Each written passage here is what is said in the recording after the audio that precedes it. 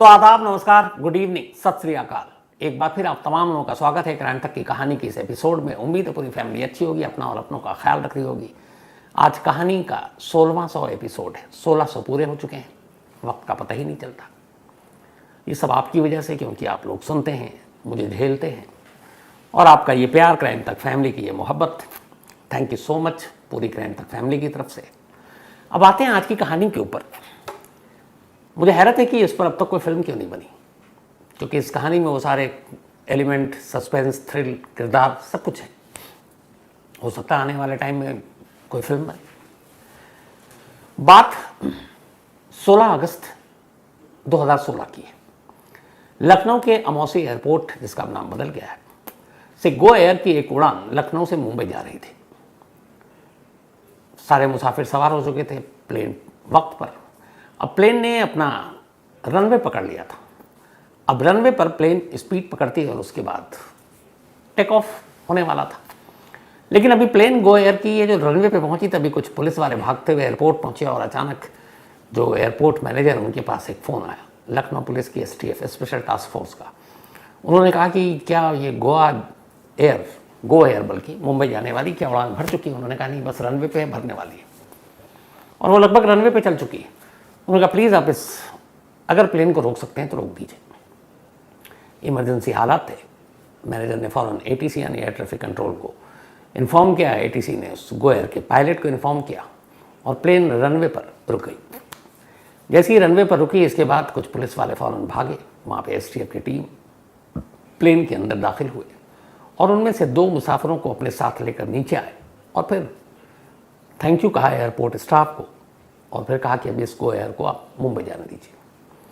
अब जो 2 लोग नीचे लाए गए थे, उनमें से एक का नाम था इमरान और एक का नाम था जितेश।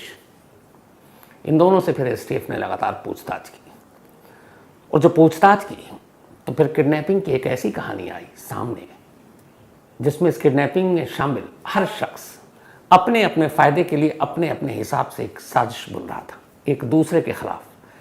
4 लोग एक किडनैपिंग को अंजाम देते हैं और चारों उसी किडनैपिंग के दौरान साजिश भी बुन रहे हैं एक दूसरे के खिलाफ। जब STF को ये पूरी कहानी पता चली तो फिर सारी चीज़ें सामने आई।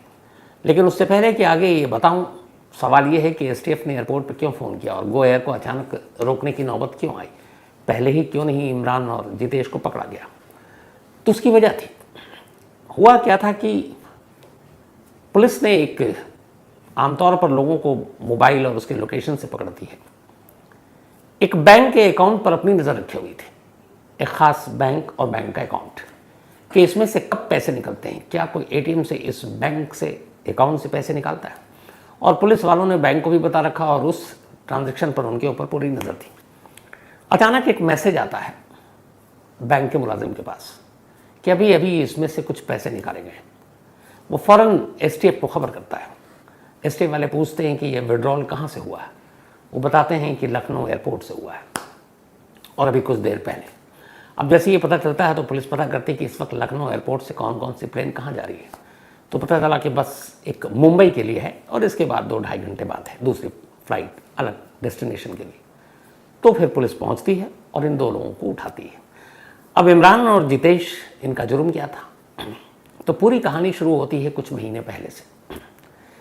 4 दोस्त थे, एक का नाम इमरान, एक का नाम जितेश, एक का नाम नीतू और एक का नाम संदीप। चारों अलग अलग, लेकिन इनमें से कॉमन एक चीज़ थी कि 3 इनमें से प्रयागराज यानी कि कल के इलाहाबाद के रहने वाले थे। जो इमरान था बॉडी बिल्डर टाइप था, फिल्मों में काम करना उसका सपना था, और इसी सपने को पूरा करने के लिए वो मुंबई गया। वहाँ काम तो मिला नहीं, वो एक सिक्योरिटी एजेंसी के साथ बाउंसर बन गया ताकि बड़े बड़े स्टार के करीब हो, कोई डायरेक्टर की नज़र पड़े तो फिल्म मिल जाए। जो अलग अलग शूटिंग होती, जहाँ स्टार आते उनकी सिक्योरिटी के लिए इमरान को लगाया जाने लगा। राम गोपाल वर्मा की एक फिल्म थी, फ्लोर पर बन रही थी, उसमें पहली बार इमरान को मौका मिला था। लेकिन वहाँ कई डायरेक्टर की नज़र में आने की कोशिश की, काम बना नहीं, बोर हो गया, उसे लगा क्या है ये। तभी उसकी मुलाकात एक संदीप नाम के नौजवान से हुई। संदीप भी पता चला कि इलाहाबाद का था, उसका अपना रियल एस्टेट का बिजनेस था। लेकिन वो जिस कंपनी के लिए पहले काम करता था, उस कंपनी ने वो सारे पैसे लेकर भाग गई जो संदीप अपने दम पर लेकर आया था। तो तकाजा करने वाले संदीप के पीछे पड़ गए थे। जितेश भी इलाहाबाद का एक शख्स था जो जल्दी अमीर बनना चाहता था। नीतू भी यूपी की थी और वो एक कौन थी, एक ठग थी। वो बहुत सारे लोगों के पास जाती और कह रही कि मैं विमेन कमीशन से हूँ, महिला आयोग से, और अलग अलग जो घरेलू डोमेस्टिक प्रॉब्लम होती है उसमें जाकर वो कि मुझे पता चला, और वो ये पता कर लेती थी किस पति पत्नी के बीच झगड़ा चल रहा है, डिवोर्स का मामला है, तो काउंसलिंग के नाम पे जाती और लोगों से पैसे भी वसूलती। अब नीतू ऐसी एक बार बस से आ रही थी और रास्ते में इमरान और जितेश और संदीप बैठे हुए थे। नीतू से मुलाकात हुई, संदीप की नीतू से दोस्ती हो गई। अब इन्हें लगा कि हम लोग अगर कुछ क्राइम करते हैं तो एक फीमेल होगी साथ में तो काम अच्छा हो जाएगा। इसके बाद अब नीतू को भी गैंग में शामिल किया। अब ये करते क्या कि यूपी के ऐसे लोगों को पकड़ते जिनके पास इन्हें पता है कि पैसे हैं, और इनका ये था टारगेट कि हमें सुबह किसी को किडनैप करना है और शाम को उसको छोड़ देना उससे पैसे लेकर, और पैसे इतने नहीं मांगेंगे कि उसको देने में ही टाइम लगे। 5-10 लाख रुपए या 5 लाख रुपए कोई भी कहीं से इंतजाम करके दे देगा। तो इन्होंने ऐसे बहुत सारे लोगों को अलग अलग शहरों में उठाया, रखा, फ़ोन करवाया और पैसे मंगाए और छोड़ दिया। कुछ ने कंप्लेंट की पुलिस में, कुछ ने नहीं की। जो पैसे आते थे फिरौती के, वो एक बैंक में जाते थे और वो बैंक का अकाउंट संदीप के नाम पर था। तो इस तरीके से यह सिलसिला चलता रहा। लेकिन बीच में कुछ ऐसे 3-4 किडनैपिंग के केस आए जो संदीप की वजह से नुकसान हो गया। अब जब नुकसान हुआ तो उसको लेकर जितेश और इमरान, इन दोनों को बुरा लगा। फिर धीरे धीरे उन्हें लगा कि संदीप काम पे ध्यान नहीं दे रहा। वो नीतू उसकी अब गर्लफ्रेंड बन गई तो वो आशिकी में पड़ गया। तो मन ही मन में अब सारे एक दूसरे के खिलाफ, इधर जितेश भी सोच रहा कि सारा इमरान ही करता है तो इसको भी कभी किनारे लगा दूं। उधर संदीप, वक्त बीता तो लगा कि अब नीतू पीछे पड़ गई है, उधर फैमिली वाले भी तंग कर रहे हैं, शादी वगैरह के चक्कर में प्रॉब्लम आ जाएगी तो अब नीतू को किनारे कर दूं। तो हर कोई एक दूसरे से किसी मतलब और मकसद के तहत साजिश रच रहा है। इन्हीं साजिशों से बेखबर चारों लोग अचानक एक और किडनैपिंग की प्लानिंग करते हैं। ये किडनैपिंग जो लखनऊ है वहाँ के जल विभाग के एक अफसर की थी जिनका नाम फरीदी था। तो इन्हें पता चला कि ये सेक्शन इंजीनियर है, काफ़ी इन्होंने गोलमाल भी किया है, रिश्वत भी ली होगी, तो इनके पास कैश बहुत है। तो फिर ये हुआ कि रेकी की गई सब कुछ। अब उससे पहले नीतू को मैदान में उतारा गया। नीतू का काम यह था कि ऐसे लोगों को फ़ोन करे और अपनी बातों से रिझाए। नीतू ने फरीदी को फ़ोन करना शुरू किया, रिझाना शुरू किया। अब धीरे धीरे दोस्ती हो गई। उसके बाद प्लान के तहत अगस्त 2016 में एक रोज़ नीतू ने कहा कि मैं लखनऊ में हूँ और इस वक्त हजरतगंज में हूँ, एक रेस्टोरेंट है वहाँ हूँ, तो आ जाइए साथ डिनर करते हैं। फरीदी साहब भी पिघल गए, पहुँच गए रेस्टोरेंट। वहाँ गए तो देखा नीतू के साथ 3 और लोग हैं, इमरान, जितेश और संदीप। पर उन्हें लगा दोस्त है। बाद में सबने खाना वाना खाया, उसके बाद उन्होंने कहा चलिए आपको ड्रॉप कर लेते हैं, और संदीप की स्कॉर्पियो थी, उसमें उन्होंने बैठा लिया। बिठाने के बाद फिर हथियार के बलबूते पर कहा चुपचाप चलो तुम किडनैप हो गए, और उसको लेकर इलाहाबाद पहुंच गए। इलाहाबाद में इमरान के अपने कुछ और गुर्गे थे, उसके घर में ले जाकर फरीदी को बंद कर दिया। अब फरीदी से कहा 2 करोड़ रुपए दो तो तुम्हें छोड़ देंगे। फरीदी ने कहा भैया मेरे पास इतने पैसे हैं ही नहीं, मैं तो एक क्लर्क हूँ जल विभाग में, आपको गलतफहमी हुई। उन्होंने कहा नहीं तुम सेक्शन इंजीनियर हो। बोला नहीं, और यही एक गलती थी जिसकी वजह से बहुत सारी चीज़ें हो गई। अब जब इन्होंने पता किया, फरीदी ने कहा किसी से पूछ लो मेरे डिपार्टमेंट में। उसने फ़ोन भी मिलाया तो इन्हें एहसास हुआ कि हाँ यार ये गलत इन्फॉर्मेशन थी, गलत आदमी को उठा लिया। अब यहाँ पे फिर इन्हें गुस्सा आया संदीप पे और नीतू पे भी कि इन्होंने गलत दिया। नीतू ने बताया सेक्शन इंजीनियर है, जबकि ये तो बाबू निकला, क्लर्क निकला। लेकिन अब हाथ आ गया, चेहरा देख लिया, छोड़ूं कैसे। तो उन्होंने कहा देखो आ तो गया, छोड़ूंगा नहीं, तुम अब काम करो 10 लाख रुपए दे दो तो छोड़ दूंगा। उन्होंने कहा 10 लाख भी बड़ी रकम है। किसी तरह फरीदी ने अपने एक दोस्त को फ़ोन किया और कहा भाई 10 लाख दे दो, छोड़ देगा। 10 लाख का इंतज़ाम हो गया तो कहा गया कहाँ डालूं, तो संदीप का अकाउंट नंबर दिया गया। संदीप के बैंक में वो 10 लाख रुपए पहुँच गए। जब 10 लाख पहुँच गए तो अब कायदे से ये था, जो गैंग के बाकी मेंबर थे संदीप और ख़ासतौर पर नीतू, ये चाहते थे कि अब फरीदी को मार दो, इसलिए कि वो विटनेस बन चुका है और वो कल को पुलिस में जा सकता है। इस किडनैपिंग से ठीक पहले चारों बैठकर अलग अलग बात कर रहे हैं, 2-2, कभी संदीप और इमरान है, कभी संदीप और जितेश है, कभी जितेश और नीतू है, कभी नीतू और इमरान है, और ये सब बात कर रहे हैं। और ये था कि ये 2 करोड़ तो आ जाएंगे, हालांकि वो गलत जानकारी निकली। लेकिन इसी बातचीत के दौरान संदीप ने इमरान से कहा कि यार इसमें फरीदी को तो मारना ही है, लेकिन अब नीतू मेरे लिए बोझ बन गई है, मेरी फैमिली तक को खबर पहुंच गई है, अब ये इश्क विश्क शादी वादी तो करूँगा नहीं, तो ये इसको रास्ते से हटाना है। तो एक काम करते हैं, फरीदी के साथ साथ तुम नीतू को भी ठिकाने लगा दो। सोचिए 4 लोग किडनैपिंग कर रहे हैं एक शख्स का, और गैंग के ही लोग आपस में एक दूसरे को मारने के भी प्लान कर रहे हैं। तो संदीप ने कहा उसको मार दो, इमरान ने कहा ठीक। अब संदीप के बाद नीतू इमरान के पास आती है, कहती है कि चूँकि मैंने फरीदी से फ़ोन पे बात की है इश्क मोहब्बत की फांसने के लिए ताकि यहाँ तक आ सके, और अब कल को ये मुझे तो अच्छे से जानता है क्योंकि मैंने इसको बड़ी लंबी लंबी फ़ोन पे इससे बात करती थी रोमांटिक, तो मैं फंस जाऊँगी। तो एक काम करना है, इस बार पैसे लेकर, क्योंकि इन्होंने पहले पैसे लेकर छोड़ देते थे, तो उनका पैसे लेने के बाद फरीदी को ज़रूर मार देना, वरना मैं मुश्किल में आ जाऊँगी। इमरान ने कहा ठीक। अब जितेश आता है इमरान के पास, और इमरान और जितेश बात कर रहे हैं। कहते हैं यार संदीप की वजह से बहुत सारे नुकसान हो चुके हैं, और ये इसके प्यार में पड़ा हुआ है, अब ये लड़की को मारने की बात कर रहा है। इन लैला मजनू की कहानी में हम सबका भांडा फूट जाएगा और हम बर्बाद हो जाएंगे। और दूसरा ये कि अगर दोनों को ही निपटा दें तो जो पैसे हैं, क्योंकि अब तक ये 2 करोड़ सोच रहे हैं, तो फिर 1-1 करोड़ हिस्से में आएगा। अभी 10 लाख वाली कहानी नहीं आई थी। तो जितेश भी तैयार हो गया। अब ये हुआ कि इसमें से 2 को बचना है, 3 को मरना है। जितेश और इमरान को बचना है, संदीप, नीतू और उधर फरीदी को मरना है। प्लान हो गया, लेकिन फिर पता चला कि ये सेक्शन इंजीनियर नहीं बाबू है, तो क्या करे। खैर 10 लाख मंगाया गया। इस दौरान में जब 10 लाख आ गया तो एक इमरान मिलता है फरीदी से अकेले में, उसी कमरे में, उसके कज़न के कमरे में कैद करके रखा था। और उसने कहा कि ठीक है देखो मैं तुम्हें छोड़ दूंगा और ज़ुबान देता हूँ, लेकिन पुलिस को मत बताना कुछ। उसने कहा ठीक, लेकिन उसे भरोसा नहीं था। अब पैसे जैसे ही बैंक में ट्रांसफ़र हुए संदीप के, जो फरीदी ने कराए थे, संदीप के मोबाइल पर मैसेज आ गया कि 10 लाख रुपए क्रेडिट जो बैंक से आता है। तब उसने बताया अपने साथियों को कि भाई पैसे पहुंच गए, अब मार दो इसको। चारों किडनैपर कमरे में, फरीदी बंधा हुआ कुर्सी पर है। इमरान निकालता है पिस्टल, और पिस्टल निकालने के बाद उधर नीतू भी कहती है इसे मार दो, इसको छोड़ना नहीं है। इमरान पिस्टल निकालता है, फरीदी की तरफ करता है, इस तरफ नीतू खड़ी है, इस तरफ संदीप है, इधर जितेश है।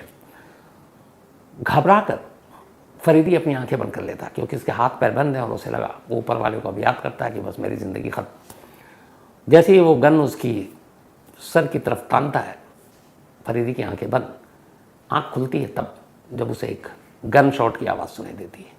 जब आंख खुलती है तो देखता है कि सामने उसके नीतू पड़ी हुई और सर से खून निकल रहा है। पिस्टल तानी थी इमरान ने फरीदी की तरफ, लेकिन गोली मारी नीतू को। अब जैसे ही मारी तो इधर संदीप,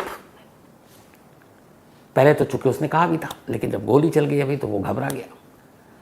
संदीप ने कहा कि अब फरीदी को ही मारना है, इसको छोड़ना नहीं, क्योंकि इसके सामने हमने मर्डर भी कर दिया। उसने कहा ठीक है। उसने कहा अच्छा पहले इसको खोलो।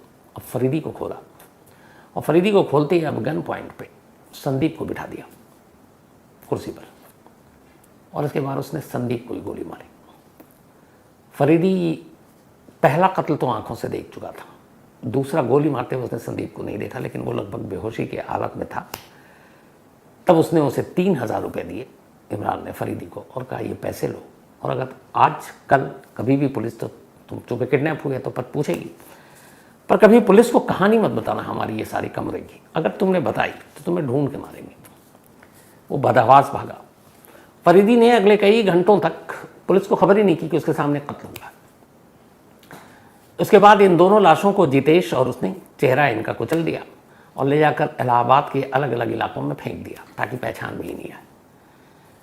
फेंकने से पहले उन्होंने संदीप का ATM कार्ड, उसकी बाकी चीज़ें ले ली, और दोनों अब इलाहाबाद से लखनऊ के लिए निकल गए गाड़ी पे। उधर वो लखनऊ पहुंचते हैं, इधर इलाहाबाद में 2 लाशों की पुलिस को खबर मिलती है। पुलिस तफ्तीश करती है तो फिर पुलिस को इनका बारे में पता चल जाता है कि इनमें से एक संदीप है, एक नीतू है, क्योंकि कुछ ऐसी मोबाइल फ़ोन और बाकी चीज़ें थी जिनकी वजह से उनका सब कुछ पता चल गया। अब जब पुलिस को पता चला तो फिर पुलिस बाकी जो 2 लोग जिनका घर था, जिनके यहाँ फरीदी को रखा गया था, उनको उठाया। जब उनको उठाया तो फिर 4 नाम सामने आ गए कि इमरान भी है, जितेश भी है। पूछा गया वो दोनों कहाँ, पता चला वो तो निकल गए। कहाँ गए किसी को बताया नहीं। अब पुलिस के पास कोई ऑप्शन नहीं, क्या करे। फिर इसमें लगाया गया एसटीएफ की टीम को। एसटीएफ की टीम ने अब सारे कॉल डिटेल निकालने का, लेकिन कोई फ़ोन वहाँ पे था ही नहीं, तो फ़ोन से पता ही नहीं चले। उन्होंने फ़ोन यूज़ ही नहीं किया भागने में। तो इसी दौरान में अब थोड़ी देर के बाद ये जब थोड़े नॉर्मल हुए तो फरीदी ने पुलिस को बताया कि कमरे में ऐसे गोली चली, ये मारा गया और मैंने पैसे डलवाए थे और वो पैसे एक अकाउंट में डाले थे। पुलिस ने उस अकाउंट का डिटेल लिया। जब अकाउंट का डिटेल लिया तो पता चला कि ये संदीप नाम के शख्स के नाम पर अकाउंट चला। अब पता चला कि वो मैसेज की बात बता दी थी फरीदी ने कि मैसेज आया तब मुझे छोड़ा या मारा। अब एसटीएफ की टीम ने कहा मोबाइल तो है नहीं, एक काम करते हैं, इसके अकाउंट पे अगर पैसे गएंगे 10 लाख रुपए तो ये पक्का विड्रॉल होगा। तो सीधे बैंक के मैनेजर कॉन्फिडेंस में लिया गया और कहा गया इसमें से जब भी विड्रॉल हो आप फ़ौरन पुलिस को खबर करें। इसके बाद पहला विड्रॉल अमौसी एयरपोर्ट लखनऊ के एक शॉप पे हुई और जैसे ही वो मैसेज आया पुलिस वालों को बताया गया और फिर पुलिस की टीम वहाँ पहुँची। ये दोनों असल में फिर लखनऊ से वापस मुंबई भागने के चक्कर में थे ताकि मुंबई में रहें और फिर जब मामला शांत हो जाए तो उसके कुछ वक्त के बाद फिर लौट कर आए। लेकिन मुंबई पहुंचने से पहले ही एक बैंक के मैसेज में इन दोनों को अंदर करा दिया। किसी किडनैपिंग में जिसमें इतने सारे लोग एक साथ इन्वॉल्व हों और आपस में ही लालच में या फिर गुस्से में या फिर प्लानिंग के लेवल पर नाकामी में एक दूसरे को ही मारने की प्लानिंग कर रहे हैं और वो भी वहाँ जहाँ अभी उनको किडनैपिंग को अंजाम देना है। और कमाल देखिए कि हर शख्स अपने अपने दिमाग में फितूर लिया हुआ है, काम एक साथ कर रहे हैं, लेकिन ये है कि पैसे आएंगे तो इसका क्या करना है, इसका क्या करना है, इसको कैसे मारना, उसको कैसे मारना। तो अपने ही 2 साथी का कत्ल करने के बाद जब वो भागे तो एयरपोर्ट पे यूं पकड़ा है। तो ये थी आज की कहानी ख़त्म करूँ उससे पहले भाई अपना सिलसिला। आज एक तो पूरी क्राइम तक फैमिली मेम्बर को आज हैप्पी वुमेन्स डे। हमारी तमाम महिला मेंबर जो भी क्राइम तक फैमिली से जुड़ी हैं, जो नहीं जुड़ी उन तमाम लोगों को भी हैप्पी वुमेन्स डे और हैप्पी महाशिवरात्रि भी। तो आप दोनों सभी को बधाई। अब इसी के साथ आज शुरुआत करते हैं। अंजलि, आज इनका जन्मदिन है, आज तो इनका बनता भी है क्योंकि आज वुमेन्स डे है। तो हैप्पी बर्थडे अंजलि। और ये भेजा है किशोर राउत ने। योगेश बत्रा, इनका भी आज जन्मदिन है, तो हैप्पी बर्थडे योगेश। ये भेजा हर्ष बत्रा ने। मोहम्मद अमीन, इनका भी आज जन्मदिन है, हैप्पी बर्थडे अमीन। भेजा है इरफान ने। साथ ही मंजीत कौर, इनका भी आज जन्मदिन है, हैप्पी बर्थडे मंजीत जी। भेजा कुलविंदर सिंह ने है। अमन गुप्ता, इनका भी आज बर्थडे है, तो हैप्पी बर्थडे अमन, आप हमेशा अच्छे रहें। साथ ही पवन कुमार दुबे, इन्होंने कहानी की फरमाइश की है। उमेश भुइया, इन्होंने थैंक यू सो मच आपका। Wasim Ahmad, thank you so much. Rajesh Kumar Samastipur से हैं, thank you so much Rajesh. Akash Kushwaha, thank you आपका भी। इसके अलावा अजय कुमार, थैंक यू आपका भी। और दीपक कुमार बहुरा एक कहानी की फरमाइश की है। Vijay Kumar, thank you so much. और रवि सिंह बघेल, इन्होंने एक सवाल पूछा है, मुझे लगा कि पूरी टीम को साथ शेयर करूँ। कल की स्टोरी पर थी कि बहुत सारी ऐसी खबरें होती हैं जिसमें मीडिया खामोश रहती है, उसको कवर नहीं करती है। पुलिस पे सिर्फ उंगली उठाना बड़ा आसान होता है और टीआरपी सब कुछ नहीं होती। कल को अगर आपसे पूछा जाएगा मेरे बारे में उन्होंने कहा है, तो आप फिर कैसे बताएंगे कि आपने क्या किया। मैं आपसे रवि सिंह बघेल साहब बिल्कुल सहमत हूँ। एक सवाल आपने किया था कि इस मीडिया ने इस पर क्या कवरेज की, तो ये जो हमीरपुर वाली स्टोरी थी ये मैंने वारदात में की इसको कवर। आज भी रिपोर्टर को इस पर लगाया हुआ है। इससे पहले जब जब भी ऐसी चीज़ें होती हैं, मुझे मालूम है कि बोलना बड़ा आसान है, खुद लोग मतलब उसमें इतना इंटरेस्ट नहीं लेते, लेकिन एक जर्नलिस्ट के नाते आपका फ़र्ज़ है कि आप उसको कवर कीजिए। तो पहले भी हुई, कवर की गई है, आइंदा भी जब जब ऐसी चीज़ें होंगी कवर करेंगे। लेकिन हाँ, आपके एक बात से मैं पूरी तरह एग्री करता हूँ कि मीडिया को जो रोल प्ले करना चाहिए ईमानदारी से, वो हम सब नहीं कर रहे हैं। और मैं बार बार कहूँगा कि जब मैं मीडिया कहूँ तो अपने आप को अलग करके नहीं कहता हूँ, अपने आप को शामिल करके कहता हूँ। तो आपकी बात से एग्री हूँ। अच्छा है आप जैसे लोग जागरूक, कम से कम हम जैसे लोग जो शायद भटक रहे हों, ऐसे मेल ऐसे आप लोगों की बातें सुनकर फिर से ये हो कि नहीं जो गलत है वो गलत है, ये काम करने हैं और यही काम करो। तो हमेशा ऐसे ही रास्ता दिखाते रहिए। शुक्रिया आपका। तो कहानी में आज इतना ही। अब आपसे मुलाकात होगी कल रात 9 बजे किसी नई कहानी के साथ। तब तक अपना